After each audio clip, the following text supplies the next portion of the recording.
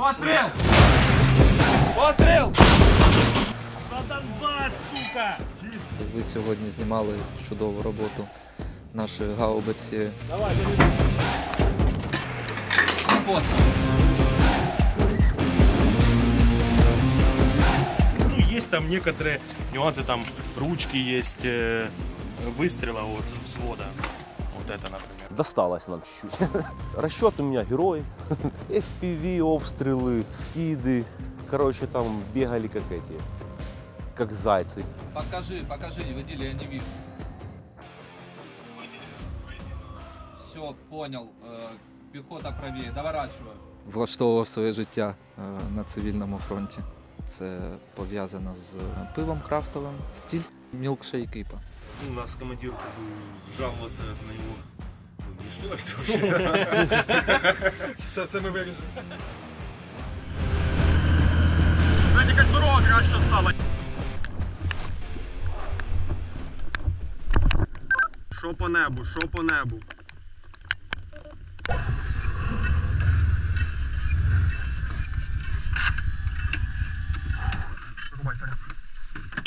Закриваємо сітку. Любомир, підводьтесь по піхоті, це трохи лівіє і повторюйся. Плюс. По готовності огонь? По готовності один огонь. Привіт, мій позивний Любомир, моя посада, командир взводу, старший офіцер на батареї 4-ї мінометної батареї 2-го механізованого батальйону, 54-ї окремої механізованої бригади.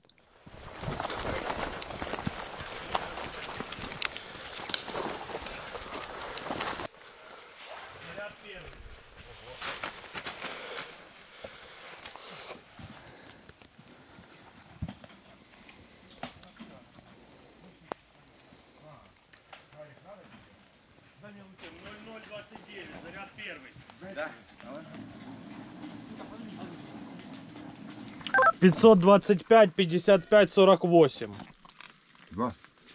Да, огонь по готовності. Я командир розрахунку гаубичного, позивний мій Кіря.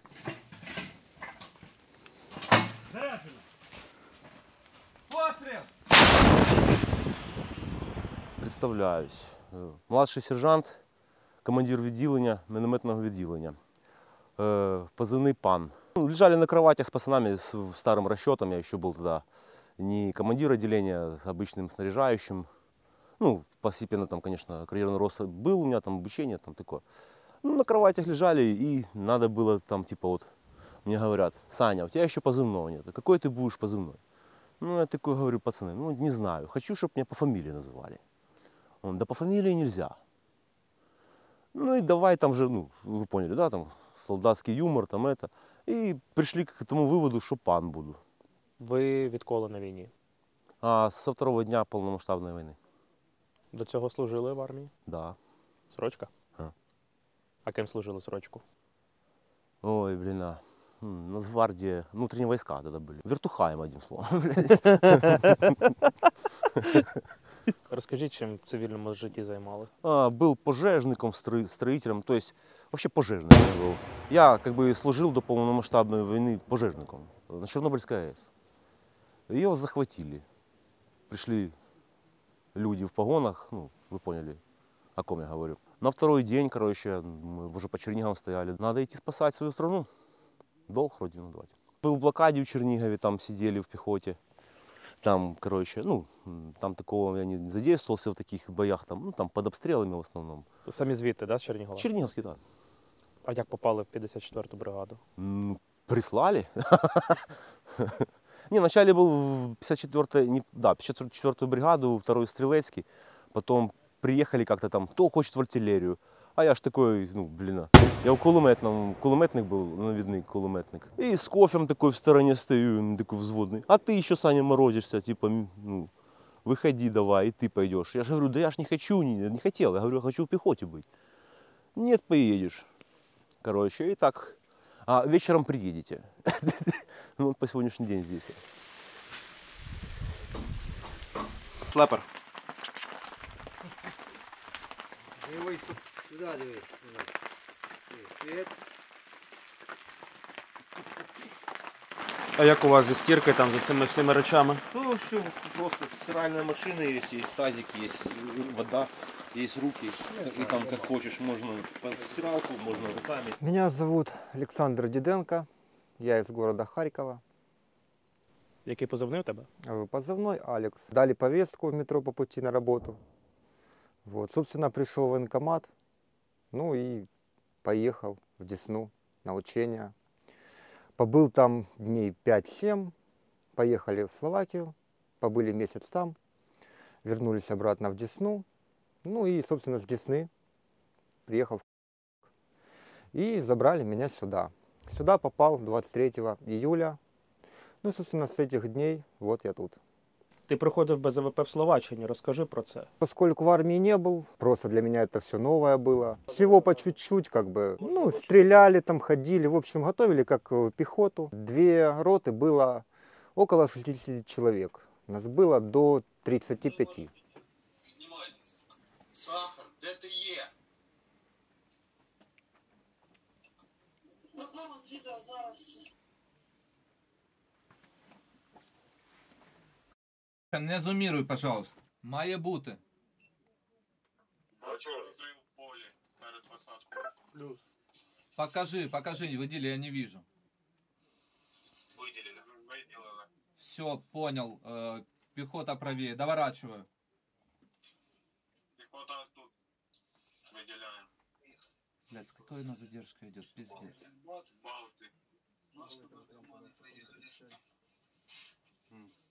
Плюс побачив.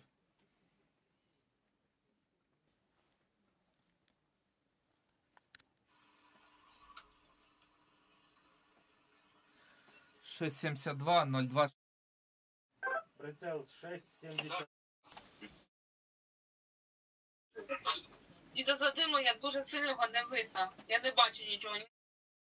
Как принял, огонь по готовности. Знаходив по дереву.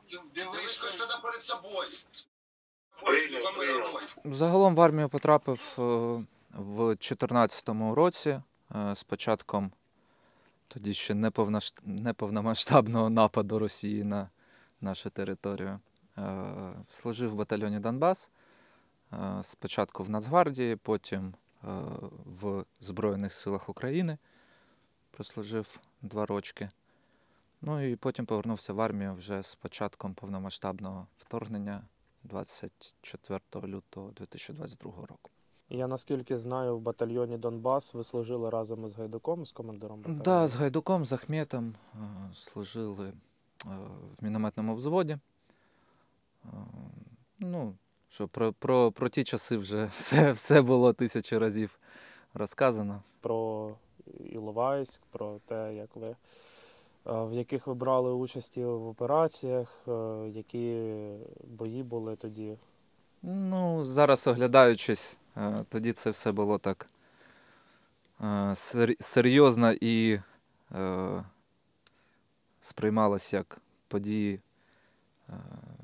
важливіше яких нічого не може бути. Але зараз оцінюючи, що інтенсивність була трошки все одно нижчою. Ну, мабуть, тільки в Іловайську було так же гаряче, як зараз на більшості ділянок фронту.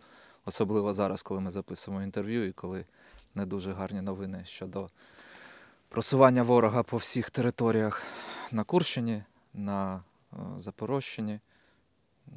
Приходять погані новини. Покровський, Кураховський напрямок, Вугледар той самий, який вже захопили.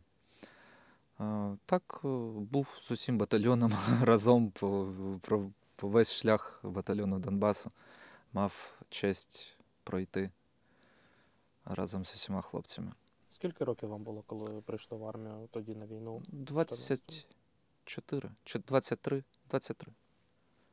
І так, 10 років, по факту, безперервно ви... Ні, я прослужив 2 роки тоді, після других мінських домовленостей в квітні 2016 року пішов на демобілізацію, ну і от повернувся вже 2 роки і 8 місяців тому. А що взагалі в цивільному житті робили і до 14-го, і вже от після, в період від демобілізації і до початку повномасштабки? Ну, до 14-го року В 12-му році я закінчив університет, працював хіміком за освітою. Після першої демобілізації також поновився на цьому шляху за цивільною професією. Потім працював в пищовій промисловості. Це пов'язано з пивом крафтовим. Ну і от недовго влаштовував своє життя на цивільному фронті. Який ваш улюблений? Стиль? Ну, стиль, так. Мілкшейк ІПА. Ми розливаємо. Розливаємо пиво в алюмінієву банку. Така невеличка хвилинка реклами. Приїжджаємо на броварні до наших клієнтів і упаковуємо їх пиво в нашу банку, в якій вони потім це продають по своїх каналах збиту. Цікава робота, краща робота в світі, навіть трошки краще, ніж служба в ЗСУ. Повернетеся до цієї роботи після... Маю надію.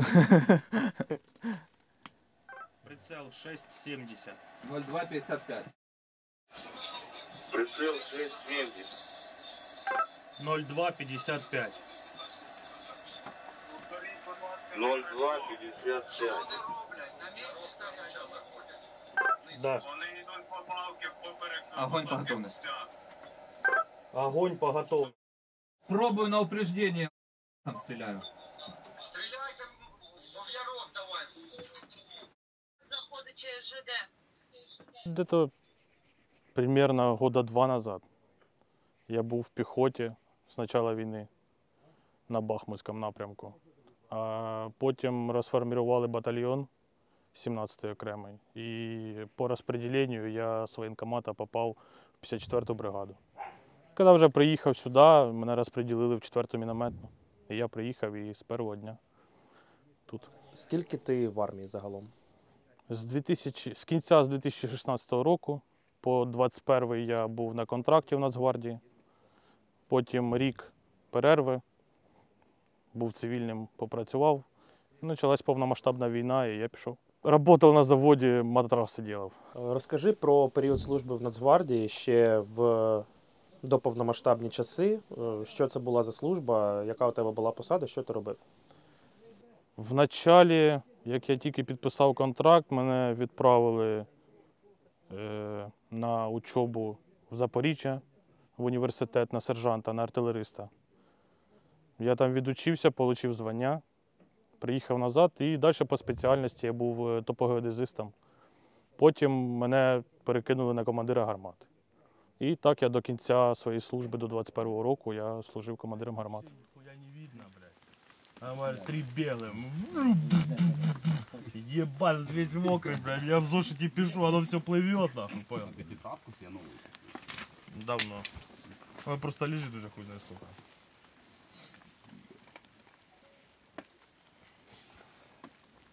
И завтра уже пиздец будет с таким дождем, блядь. Как и всем остальным.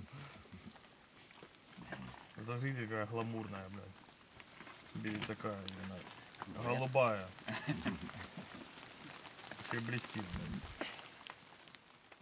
Прийшли ми в 9 мая, я попав на учебку. 10 днів у нас було учебки. Навчалися стрільби, навчання стрільби, медицина, тактика. І все, і нас через 10 днів на Харківський напрямок, Балаклеївський район, село Гусарівка. Нас завезли в августі місяці туди. Ми там простояли місяць і був наступ харківський, в якому звільняли вже Балаклею, Ізюм і все остальне. І ми далі пішли, дійшли до Волчанська. І оттуда вже ми вернулися на Донбас. А ти сам звідки? Я з Харкова, Куп'янський район. То ти там місцевість дуже добре знав, Да. наскільки я розумію. Да. Такової відповідальності в піхоті, як в мене, не було, як зараз. Тоді я був сам, якби підпорядковувався командиру в ОПА або позиції, там, яка була. Такої не було. А тут, да, тут відповідальність є. У мене є особовий склад, за якого я повинен відповідати. Ну і за правильність стрільби. Ну, мені тут подобається, не знаю. Я от просто із самого початку хотів попасти в артилерію, ну як-тось мене не вийшло, не взяли. Міша сьогодні говорить, а де мій блокнот? Говорить, говорить, там. Говорю, понятно, блядь. Сьогодні ми проводимо денацифікацію русні. І менталізацію, я би сказав. Вибиваємо ворога. Я знаю, що ми з виїзду приїхали з важкого, і крайні 2 тижні у нас там по передньому краю з міномета працювали. Розкажіть про це. Ну, досталось нам чуть-чуть. Расчет у меня герой, могу сразу сказать. FPV, обстрелы, скиды. Короче, там бегали как эти, как зайцы. И пытались еще отстреливаться, там, пытались еще выбегать до бою. Пацаны молодцы, не дрогнули. Выстояли. Позицию не покинули. Никого не потеряли. По нам работало все, блин. Где-то насчитал 5 стволок, грады. Это 3 дня нас без прерыва разбирали. И, ну, нас разбирали 3 дня. Мы, как бы, там, ну, пацаны, на износ, конечно. Ну, там, ну, понимаете. Это нас 3 дня разобрали, все позиции. Там у нас 3 позиции, одна запасная. Еще, ну, 2 живут. И если там еще вдруг там, ну, разбирают, еще 3-ю, там, и 4-ю, там, блин. Короче, у нас командир учит, говорит, как делать. Мы понимаем, что так надо делать, делаем. Потом пришел момент, мы этим воспользовались и поняли, что у нас, ну, нормальные командиры. И Все продумано. да. За нас подумали, а мы там свое чуть добавили. Там. И мне понравилось, там, что вот именно знают, что надо, понимают это. Там, ну, в 2 словах, молодцы. А скільки вони загалом в батальйоні, ті, що в вашому розрахунку це були? Все молодые. Мобілізовані цього року? Да. Один Феликс старенький, ну, где-то уже 2 года. Ну, все равно, как бы, блин, ну, вам сказать, молодцы. Не каждый старичок такое выдержит. Ви працюєте зараз з новачками. Є якісь різниці, відмінності в роботі з новомобілізованими, скажімо так? Конечно, ну, чем старичок как бы борозды не испортит. С минуты станет, он будет, ну, знает, что делать. А за молодыми надо смотреть. Во-первых, там, как бы, у них же волнения там могут, там, ну, может быть, раз. Не, ну, мой расчет красавцы, там, вот, хлопцы, молодцы. За них теперь, ну, спокойно я. Це піхота. Да. Подавлення живої сили. И иногда бывает, ну, это я не знаю, у меня такого не было, конечно, но иногда получалось у других людей останавливать и какую-то тяжелую технику. Осколком чи кумулятивом? Не, осколком. Ну, бывало попадание, я не знаю, ну, останавливать не останавливают, но попадания иногда бывали такие. Я просто, ну, у меня вот, где я раньше служил, там были такие спецы, может, у них просто так получалось хорошо стрелять. А скільки вони відхилення від цілі плюс-мінус, тобто там падає снаряд? Ну, в хорошем случае, ну, 30, 40, 50 метров где-то, это очень хорошо. Если дальше, значит, в чем-то проблема из нас. Программа надурить не может никак. А від снарядів від БК залежить це? Ну, от зарядов, да. Як зараз взагалі зі снарядами, з якістю снарядів? Ну, как вам сказать? Было бы, если бы оно бы все бы одной партии, там, шло бы вот с конвейера, там, например, 500 тысяч штук, и они там бы попадали хотя бы там 100 штук одинаковых к нам, они там 5 таких, 1 такой, 4 тех, 10 тех, и все вот так разнобой, и просто ты с этого все делаешь, чтобы хорошо настреляло. И это ж как-то надо. Таблиці стрільб, да, не відповідають? Не. Когда ты стреляешь по цели, а оно бывает перелетит или не долетит. Но лучше, чтобы перелетело, чем не долетело, чтобы по нашим мы не ударили. Скільки років цій до 50-й? По этим вывескам, которые на ней висят, она с 77-го года. Но это не точно. Потому что она собиралась там с 2 или с 3 командир говорил. Одну собирали. И эти шильдики, которые на ней были, чисто уже с других просто орудий перекидывали. И, ну, так она с 77-го, если верить надписям, которые есть на ней. Пострел! За Донбас, сука! А вони взагалі відрізняються по рокам випуску? Бо я читав... Да, есть... Они отличаются дульным тормозом, отличаются механизмом подъема гаубицы. Есть гидравлический, вот как на примере нашей. У нас гидравлический подъем, а есть механический. Вот, ну, этим только отличается. А так, ну, есть там некоторые нюансы, там ручки есть выстрела от взвода. Вот это, например. А тут бывает вот тут. Вот эта рамка там есть другая, отличается. Ну, в зависимости какого года орудия. Вже би, напевно, хотілося б з чогось поновіше постріляти.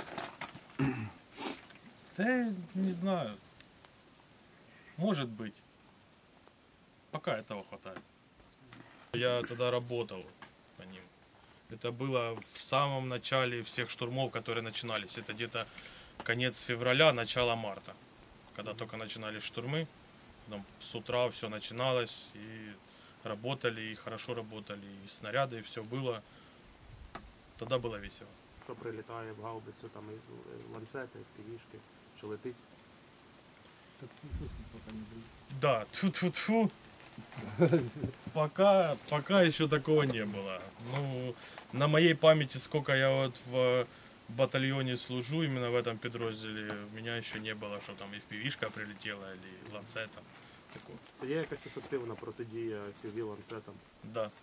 Если будем мы стрелять с автоматов по ним, то тогда они упадут. А если ничего не делать, то ни хрена этого не будет. Будем все бегать, кричать, помогите, убивают и прочая фигня. Стрілецьку зброю артилеристам треба мати завжди при собі. Да. В данный момент сейчас уже можно было бы там хотя бы одну штуку на расчет там этих сахарков, чтобы примерно хотя бы знать, что, где и как. Ну что ты ж так же не поймешь визуально, что летит. А так у тебя стоит прибор, зазвенел, показал, все четко вообще, идеально. Надо было взять, конечно, его. Я забыл. Ми звук додамо, що він там дзвонить. Он не звенит, Як он у нас, жужжит. знаєте, улюблена фраза у креативного відділу Ютуба: на постпродакшені все поправиться. Ну да, да. А то не к ним бегут? А, не, да. Наблюдаю, что они перебегают, перевожусь на... Куда перебегають? Ну, на вижу, бегут. Так чё ж ты, блядь, молчишь, ёб твою мать, блядь? Так я не пилот, я... Стреляй давай, Любомир. Ванечка, полетели, все, твое время. Что я должен не молчать, блядь? Плюс. Давай, лети. Так, 6:30. Прицел 6:30. 02:66, огонь. Сейчас буде заходить в правую часть укрепа. Ты взглядишь когда-нибудь или нет? Правой частью укрепа, прям по полю идут груженни. Какой 02? Сейчас, 02:66. секунду отставить. Они в Ярок туда идут. 02:66.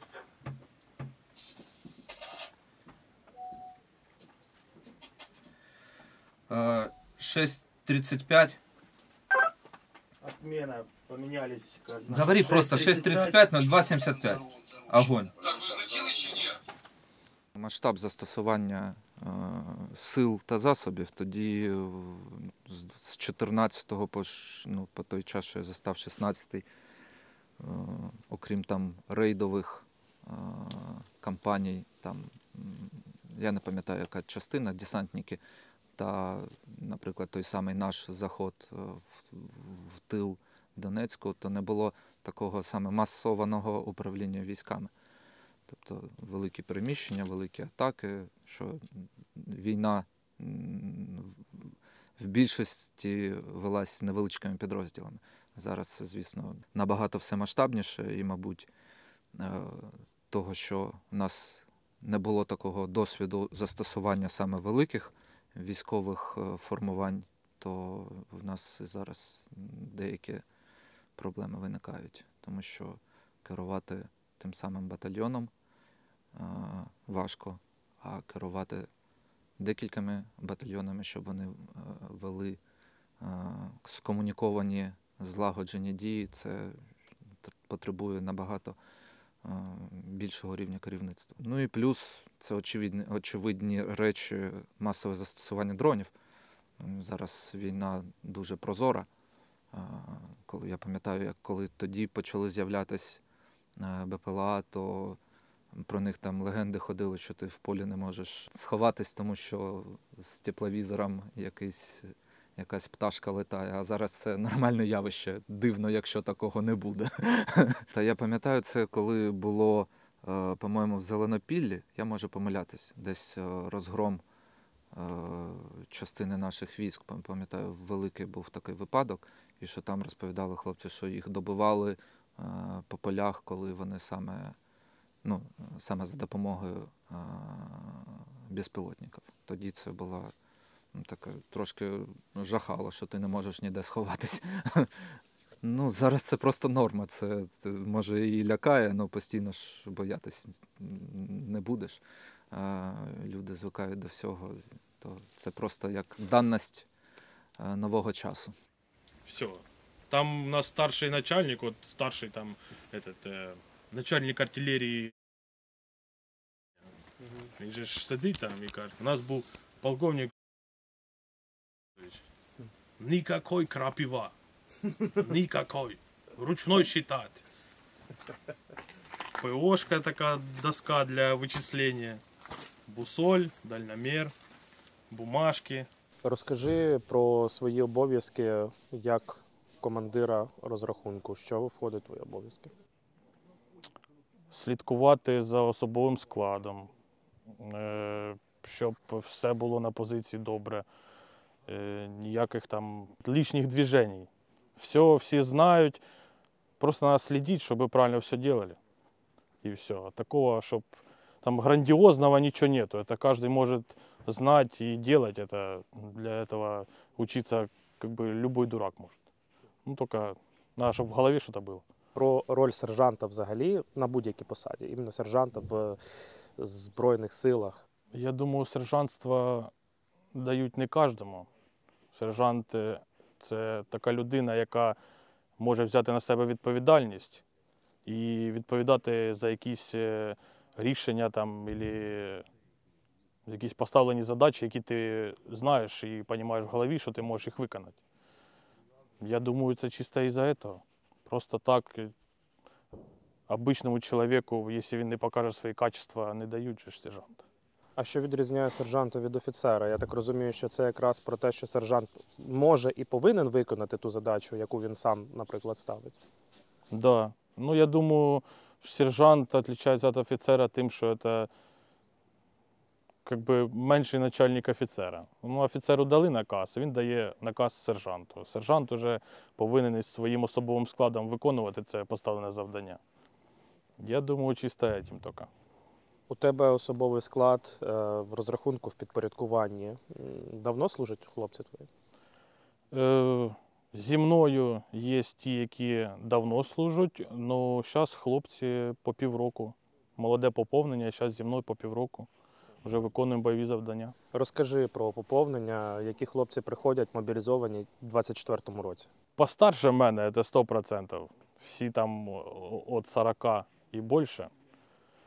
Толкові. Плохих людей нема. Назвати, щоб там якісь вони неумні або необразовані, ні. Всі толкові, все розуміють, все одразу хватають на літу. Всі хороші, всі чітко все роблять, все в порядку. По мотивації, бо ми знаємо, що зараз там бусифіковані. Це поначалу так. Если человек, есть там определенный контингент, который не служил вообще. Може у них это і є. А ті, хто служив, ті, хто там срочку проходив, або там у них був контракт, або де-то там залучались, може кафедра в когось воєнна була, там, я ж не знаю.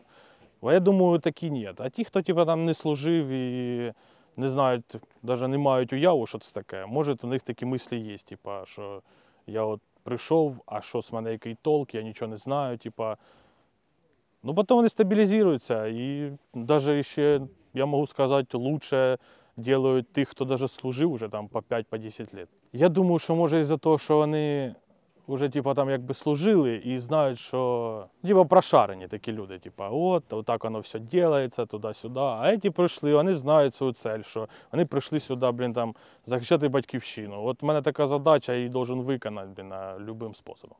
А зальотчики бувають? Та ну не без этого. Есть, ну, очень редко. Який саме жорсткий зальот? Самый жорсткий? Ну, я не знаю, як у нас, но в других я знаю, типа там алкоголь, враг військовослужбовця. Это не тільки на позиціях там или ще де-то, це везде, я думаю. От зальот. Поки не бачу. Заряджено.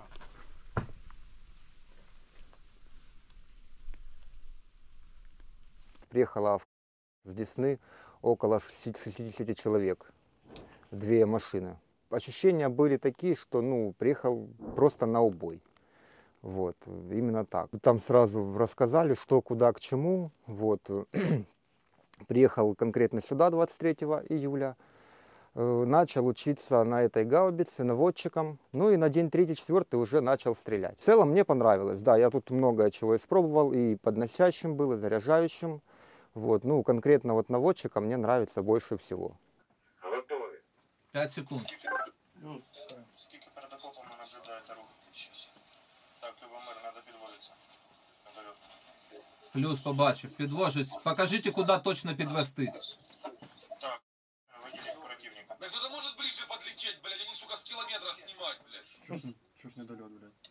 Аж бачите, зеленым виділив противника. Они уже в окопе, не в окопе, где понимать, где они, блядь, подлетай, сука, ближе. Побачили, Любомир? 6.42. 6:42. Да. 42.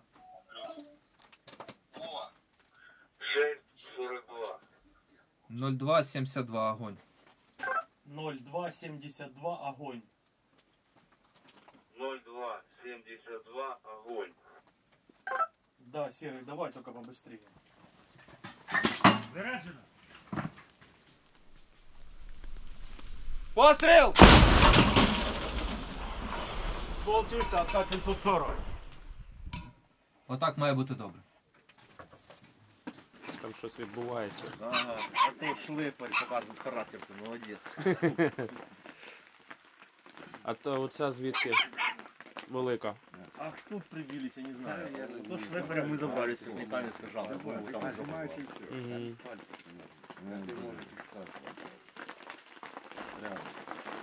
У нас как раз 200-й был, мы заехали. Щеня, ну куда его? Ну уже как какой-то символ там, блядь. Одного потеряли бойца, нового обрели. Человек, герой, весь в ожогах, с огня. Другой человек его спас, нас тоже там, ну короче. Ситуация это была. Это командир. Ну у нас же там тоже, мы как бы огневаем, у нас разбито там, благодаря командиру, ну что продуманный у нас человек там, командир. Ну, я знаю, він вже не раз за ці тижні виїжджав до вас туди на позицію, там теж щось допомагав вам. Приезжал. Конечно, приезжал к нам это, ну, нас командир, как бы, жаловаться на него, ну, не стоит вообще. Це ми виріжемо. Он строгий, ну, справедливо, да. Вот нас разбирали, мы все делали то, что командир говорил, ну, чуть-чуть свое добавляли там, блин, ну, то есть, не ущерб его приказам. И выжили, слава богу. Ну, сейчас, конечно, тяжелее стало. Очень, намного. FPV-шки у них, это у них... Ну, у них, блин, серьезнее, небо контролировать почитаются, то есть не дают так, как раньше, работать спокойно. Раньше что, только арта по тебе валит и все, ну, ты там знаешь, что укрыться. А сейчас прямо в хату залетает. Рыбы все есть, ну, не все, что оно вечное. А когда это все комбинировано, так оно чуть сложновато. У нас получается 2 позиции на одну, ну, разбиты. То есть не живем там с купчением 5 человек там, или там 6. По 2-3 человека живем. То есть в одном, во втором, короче, укрытии. В одном 2, в другом 3 живем. Да? И так само посты мониторим. Например, у нас один рэп, да? А у нас, например, мавики над нами летают, пидорские. Ну, кружатся. Один пост чуть-чуть. Тут над нами висит. Ты уже там бац, можешь там что-то посмотреть. Срисовать, если увидел, можешь убить, ну, сбить, то открываешь огонь. А так, ну, сидишь и по рации там друг другу передаем, мониторим. А от ви сказали, коли ми там говорили, ви сказали про конкурентів. Розкажіть про конкуренцію. Ну, тут в больничке мы лежали, там с пацанами я познакомился. Ну, тут так шутя. Конкуренты, ну, и тогда еще, ну, это вы поняли, да? Это в больничке... Поляка. Да. Ну, с ранением лежала, там хлопцы тоже лежали, тоже ознакомился. Я уже подзабыл там... Хлопцы Поляка лежали? Да, Поляка, и это и мы тут лежали. И тоже там конкуренты, так, вот так шутим. Ну, они что бывает, то лучше нас стреляют, то мы их лучше, и это же конкуренты. Показуйте, розказуйте, що у вас тут. Це приправи тут у нас всі. Засол тут теж всякі яйця тут. Ну, яйця ми з холодильника, холодильник носимо, у нас там ще мелкий холодильник є. Ми як щось готуємо, то приносимо яйця. Холодильник до електрики підключений, чи такий імпровізований? Ну, як, його заряджають і він підтримується там все время. Там здорові стоять теж. Це світ, бачите, у нас акумулятор міняють постійно, підзаряджають. Все там. Вода у нас привозная, возять. Що готуєте? Тушеное мясо тушеное. Ну, с подливом будет. Сейчас еще подливающую воду не добавляем. Ну, там морковка, лук, мясо, орешечка, там, все такое, перчик. Самі щось Це докуповуєте? ми докупаємо, це ж ми докупаємо. Раніше привозили, але зараз просто вже не сезон такий. Ну, що я маю, воно вже пропадає, може, швидко. А так привозять капусту нам свежую, привозять, ну, кстати, бурячок свежий. Ну, а все остальное, ну, лук, морковка свежая. А все остальное там, ну, консервация в основном. Там перчик салатный. Все гнильчики. Да, все огурчики. Це все салатний перчик, ну, його може там уже нема. Ще є чуть-чуть. Да, ну це консервировано, що нам ЗСУ попросили. І собак тут теж годуєте, так? Да. Собак, що остається, ну і буває так. Маленькие там это ж цуцики, бля, поприводили. Ты туда не ходи, сюда ходи, блядь. Снаряд в бока попадет. Блядь, надо хоть шеврон нацепить. Да уже пизда, да уже пизда, блядь. Бля, ну я уже заебался на. Да хоть дождь перестал. Ебучая вся война, блядь.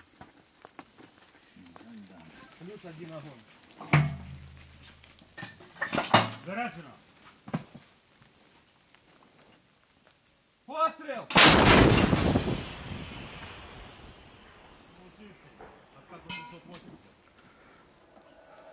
Прицел 690, огонь. Да, давайте быстрее.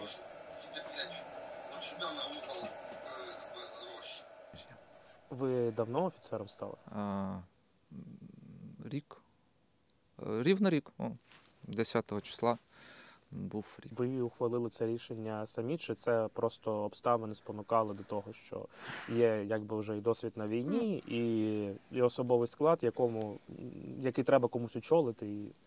Це була формалізація реального стану речей, тому що я був на офіцерській посаді ще в 15-му році, ще під час першого свого заходу в армію. І сюди, коли я перевівся, я фактично виконував ті ж обов'язки, що я виконую зараз. Зараз просто трошечки більше ще бумажної роботи додалось, ну, але зовсім трошки. Я не можу сказати, що прям завалюють папірцями, як дехто про це говорить. Українська паперова армія – реальність? Не знаю, на моєму рівні, мабуть, ні. Ну, але, мабуть, я і не всі документи опрацьовую, які я мав би опрацьовувати. Тому особисто мені це не заважає. Іноді, да, там, деякі речі можна було б покращити, ну, але це таке, це як в будь-якій великій інертній системі. А як покращити саме, можливо, цифровізація? Цифровізація, ну, звісно, все зводиться до автоматизації і до цифровізації процесів. Я думаю, треба було б зробити аудит того, що дійсно потрібно, а що робиться просто тому, що так написано, що треба робити. І заакцентувати увагу саме на тому, що приносить якийсь об'єктивний результат. Тобто, зрозуміло, що будь-яка бумажка – це або фіксація перебігу подій якогось процесу, або фіксація і формалізація результату цього процесу. Тобто це як підтвердження якогось результату або фіксування процесу, перебігу подій процесу. Я не впевнений, що все, наприклад, потрібно, що написано в документах. Я не впевнений, що треба там кожний чих, кожний пук військовослужбовця записувати і описувати. Може, дійсно є випадки, коли це необхідно, і там це треба вже думати, як автоматизувати і покращити. Але просто якщо, грубо кажучи, попрохати програміста, дати йому технічне завдання на оцифровізацію усього, що по нормативних документах має бути. По-перше, він скаже, що це буде коштувати ого-го грошей. По-друге, він скаже, що розробка цього займе ого-го який час. І по-третє, він скаже, що навчання, користування цією програмою займе стільки-то часу. Всі репу почешуть і скажуть, та нафіг воно нам треба, будемо робити, як робити, і зекономимо гроші. Треба просто підійти до цього спочатку, як мені здається, з аудиту, що потрібно, а що ні. Вони, мабуть, кажуть, починають. Чим працюють? Стволка. Сом, еще одну мину огонь. Плюс еще одну огонь. Потеря. Роман Петрович, отправляю еще одну, стволка в район села начинает работать, в район позиции. Я понял. Так, все равно еще надо відпрацювати. Противнику надо повторити. Повторяю. Це ж якщо порівнювати цю гаубицю з 3 топорами М777, там трансформер какой-то, а це просто чугуній. Але це було набагато легше, дешевше і більше виготовлено, ніж 3-7. Заряджено! Постріл!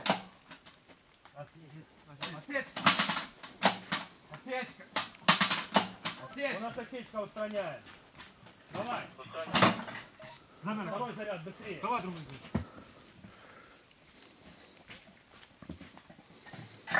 Заряджено! Постріл!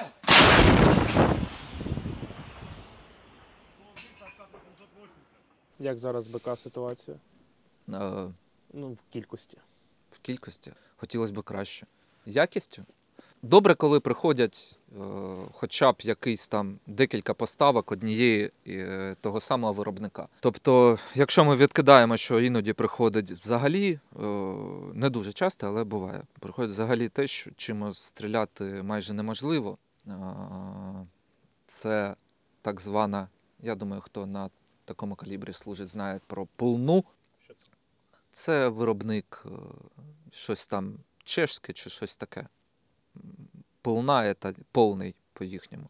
От там скаче перельот, недольот дуже великий, і ними важко працювати. А так, все інше, що приходить, воно, давайте так скажемо, якщо порівнювати з радянським боєприпасом, то воно трошечки, мабуть, уступає, але можна хоча б приноровитися, прийняти поправки, звикнути до них, знати, що треба віднімати, що додавати і вести нормальну стрільбу. Але якщо воно приходить, сьогодні прийшла один виробник, завтра інший, післязавтра третій, потім знов перший, то це перший іншої партії, то це дуже займає час і боєприпаси, щоб пристрілятися.